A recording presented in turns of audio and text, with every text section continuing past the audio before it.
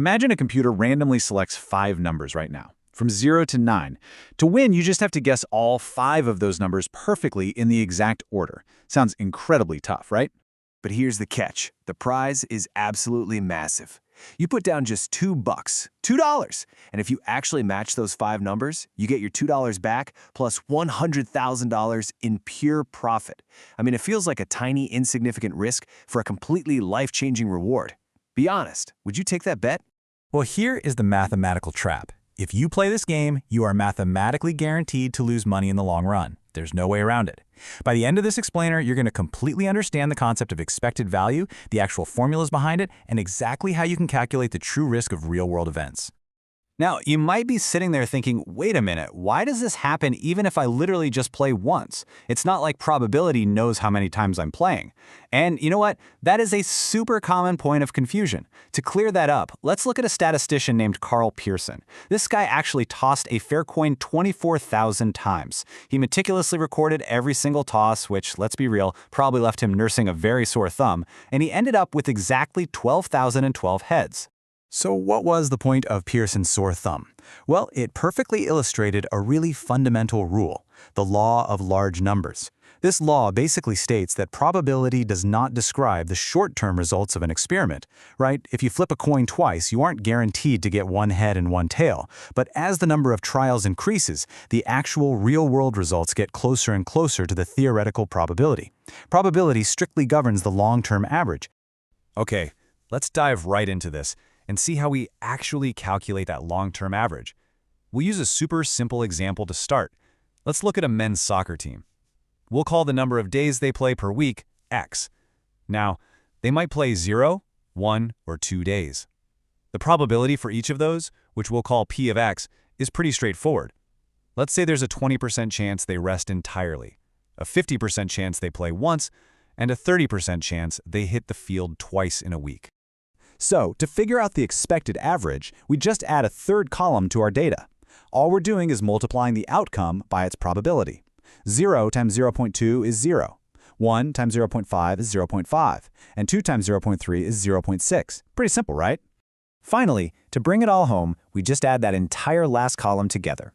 0 plus 0.5 plus 0.6 equals 1.1. This 1.1 is what we call our expected value. Now, obviously, they can't play exactly 1.1 days in a single week. That doesn't make any sense. But over the long term, over many weeks, that is exactly what their schedule will average out to. And just like that, you have completely conquered the formula. The expected value, which is usually denoted by the Greek letter mu, is quite simply the sum of each outcome multiplied by its probability. It is the mean, the true long-term average of a discrete probability function. Whenever you come across this concept, just remember these 3 easy steps. List your outcomes, multiply by the probability, and add them all up. That's the whole shebang. All right, time for a quick check-in. That soccer example was super easy, but wait, what if the data is a lot more complex? Can we use this exact same process for something wildly unpredictable? Like, say, tracking how many times a newborn baby wakes its exhausted parents up after midnight. The answer is an absolute yes. Let's say a researcher tracks waking babies. The outcomes range from 0 to 5 wake-ups per week. We just list the probabilities for each one of those outcomes, multiply straight across exactly like we did before, and sum up that final result. In this case, the sum is 2.1. That means those poor sleep-deprived parents can expect to be jolted awake an average of 2.1 times a week after midnight. See? The math works for absolutely anything. Now that we really understand the basic idea of the average, let's shift gears and move to the formula for variation. Because, knowing the average is great and all, but it doesn't actually tell us how much the daily results are going to swing back and forth. And that is exactly where standard deviation comes in. Think of it like this. Expected value is your average, while standard deviation is the risk, the variation or swing around that average. So let's take a look at the formal formula for standard deviation, which is denoted by the Greek letter sigma. I know, it looks incredibly intimidating at first glance, but I promise it's just a sequence of really simple steps. You take an outcome, subtract our expected average, square that difference, multiply it by the probability, then just sum them all up and take the square root. That's literally it. Let's connect this right back to our real-life newborn baby example. We already know the expected value, our average, is 2.1 wake-ups. So we just add a new step for variance.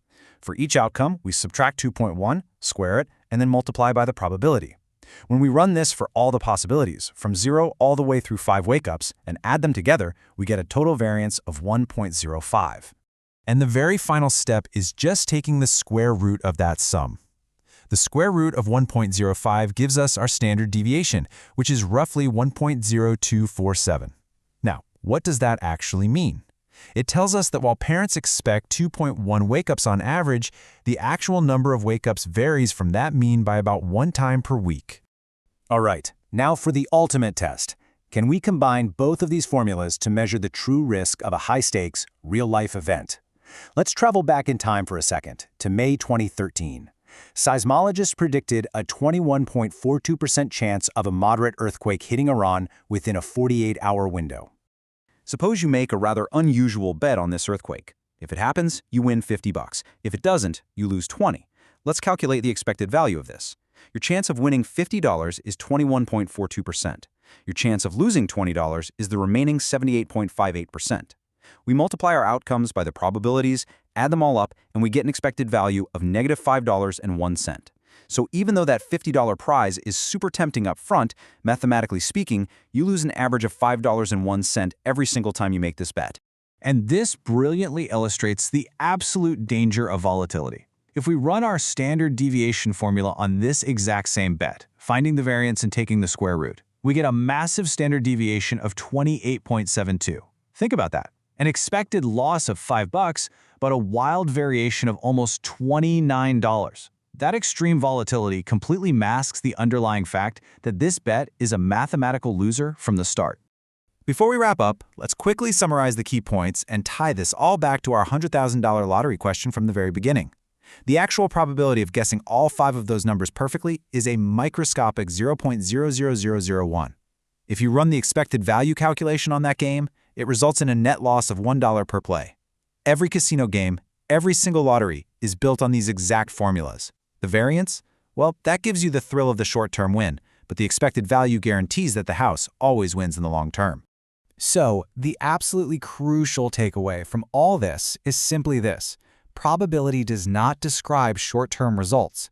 It gives information about what can be expected in the long term. Whether you're making a wild bet on an earthquake, tracking your baby's sleep schedule, or tossing a coin 24,000 times, the math of risk eventually forces all that chaos to regress right back to the expected mean. Now, everything we've covered in today's explainer involved discrete variables. Things we can neatly count, like the number of days playing soccer or the exact number of waking babies. But what happens to our math when the possibilities are truly infinite, like measuring exact time or exact distance? Can we still predict the chaos? Join us in the next explainer as we dive into continuous random variables to find out. See you there!